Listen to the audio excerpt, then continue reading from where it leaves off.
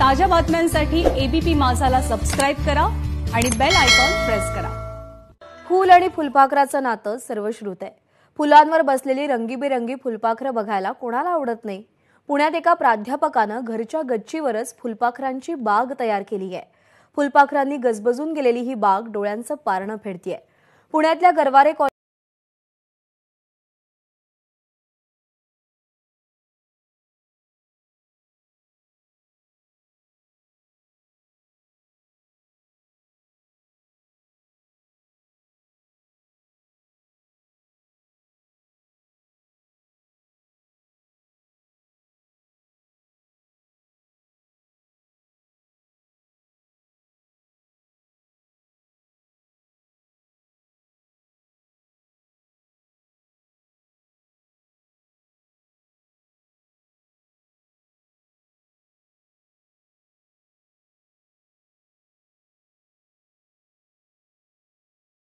ही फुलपाखरांचीच बाग आहे आणि ही बाग बनवली आहे डॉक्टर अंकुर पटवर्धन यांनी। डॉक्टर अंकुर पटवर्धन पुण्यातल्या गरवारे महाविद्यालयामध्ये प्रोफेसर आहेत आणि त्याच्या या फुलपाखरांच्या विषयावर त्यांचं संशोधनही सुरू आहे आणि त्यांच्या घराच्या गच्चीवरच ही सुंदर फुलपाखरांची बाग बनवली आहे। यांच्या या बागेमध्ये विविध रंगांचे फुलपाखरं, विविध जातींचे फुलपाखरू आपल्याला पाहायला मिळतात आणि फुलपाखरांसाठी आवश्यक जी फुलांची झाडं असतात तीही त्यांनी त्यांचं त्या झाडांचं संगोपन डॉक्टर अंकुर पटवर्धन यांनी त्यांच्या या बागेत केलं आहे। त्याच्यामुळे गेल्या 1.5 वर्षांपासून ते यावर संशोधन करतात आहे। त्यासाठी त्यांना आंतरराष्ट्रीय ख्यातीचे अवॉर्डही मिळालेत। आपल्यासोबत डॉक्टर पटवर्धन आहेत। डॉक्टर, ही नेमकी अशा प्रकारची बाग बनवावी असं तुम्हाला सुचलं कसं? याच्यामागची प्रेरणा काय होती? फुलपाखरांची आवड लहानपणापासूनच होती। म्हणजे जेव्हा आजोबांच्या बरोबर टेकडीवरती फिरायला जातो तेव्हा वेगवेगळ्या झाडांवरती बसलेली दिसायची, परंतु तेव्हा अनेक प्रश्न मनात येत होते की जसं एखादं फुलपाखरू रॅन्डमली बसतं फुलावरती का, ते खरंच त्याच्याला काही गाईडलाईन्स आहेत। आणि अशा वेळेला मग असा विचार आला की कदाचित हा बायोलॉजी आणि केमिस्ट्री याचं तर संगम तर नसेल ना की ज्या योगे फुलाला समजतंय। आणि गेले 10 वर्ष माझ्या विद्यार्थ्यांच्या बरोबर माझं संशोधन फुलपाखरांविषयी चालू होतं। म्हणजे स्पेशली आपल्या पश्चिम घाटात वेगवेगळ्या ठिकाणी हिंडून फुलपाखरांची विविधता कशी आहे आणि कुठल्या हॅबिटॅट्समध्ये ती जास्ती आहेत, कुठल्यामध्ये कमी आहेत, आणि एस्पेशली पुणे आणि परिसरातल्या ज्या टेकड्या होत्या तर तिथे सध्या जे काही प्लांटेशन करणं वगैरे सगळ्या ॲक्टिव्हिटीज चालू आहेत तर त्यांचा या फुलपाखरांवरती काही परिणाम होतोय का, कुठली संख्येने वाढली आहेत, कुठली दुर्मिळ झाली आहेत, असा अभ्यास चालू होता। आणि याच्यातनंच मग त्यांचं संवर्धन करण्याची आवड निर्माण झाली आणि मग त्याच्याबद्दलच मला आंतरराष्ट्रीय म्हणजे एल्सेवियर फाउंडेशन जे आहे त्यांचा पुरस्कार मला मिळाला। आता तुम्ही इथे ही सगळी विविध फुलं झाडं लावली आहेत आणि त्या अनुषंगाने तुम्ही फुलपाखरांचा अभ्यास करताय। या बागेच्या माध्यमातून कोणत्या प्रकारचं संशोधन तुम्ही आणि तुमचे विद्यार्थी मिळून करतात? त्यातून काय काय जाणून घेण्याचा, काय समोर आणण्याचा तुमचा प्रयत्न आहे?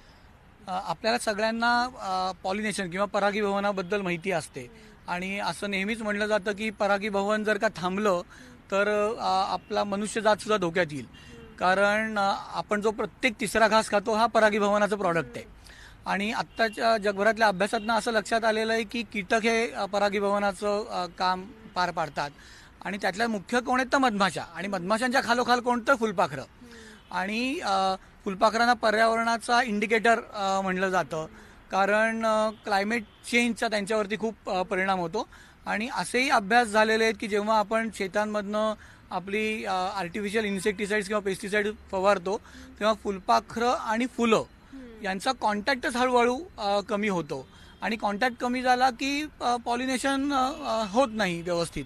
त्यामुळे माझ्या प्रोजेक्टचीच कल्पना अशी होती की आपल्याला प्लांट आणि पॉलिनेटर म्हणजे या केसमध्ये फुलपाखरं आणि फुलं यांच्यातली इंटरॅक्शन मॅक्सिमम कशी वाढवता येईल आणि त्या वाढवण्यासाठी आपण काय प्रयत्न केले पाहिजेत की ज्या योगे फुलपाखरांचं पण संवर्धन आपल्याला करता येईल आणि प्लांट्सची सुद्धा किंवा इकोसिस्टीमला सुद्धा लार्जर फायदा होईल। निश्चितपणे, पण हे सगळं मेंटेन करणं तुमच्यासाठी रोजची एक जबाबदारी असणार आहे। त्याच्यामुळे हे तुम्ही कसं मेंटेन सगळं कसं करता? तुम्ही ही बाग फुलपाखरांसाठी आवश्यक असणारी फुलं झाडं ही तुम्ही बनवलीत कशी, मेंटेन कसं करता?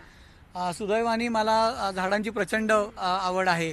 त्यामुळे आणि माझ्या वेगवेगळ्या प्रकल्पांच्या निमित्ताने पश्चिम घाटातनं सतत हिंडणं माझं होत असतं.